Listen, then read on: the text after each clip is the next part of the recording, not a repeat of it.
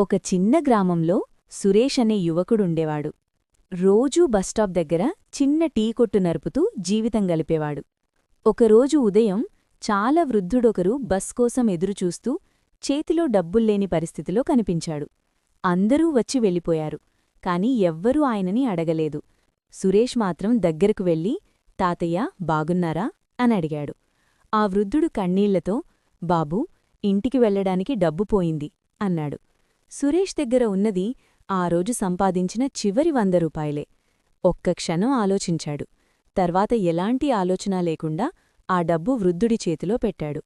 వృద్ధుడు ఆశ్చర్యంగా చూసి, నీకు ఇబ్బంది కాదా బాబూ అనడిగాడు.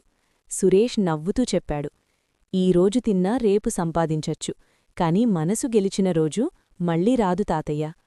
కొన్ని రోజుల తర్వాత సురేష్ టీ కొట్టు దగ్గర ఒక కార్ ఆగింది. అందులో నుండి దిగింది అదే వృద్ధుడు. ఈసారి ఆయన గ్రామానికి కొత్త స్కూల్ కట్టిస్తున్న ట్రస్ట్ ఓనర్. సురేష్ని చూసి చెప్పాడు, నీ చిన్ని సహాయం నా జీవితాన్ని గుర్తుచేసింది. ఆ రోజునుంచి సురేష్ జీవితం మారిపోయింది. నీతి: డబ్బు కాదు, మనసే నిజమైన సంపద.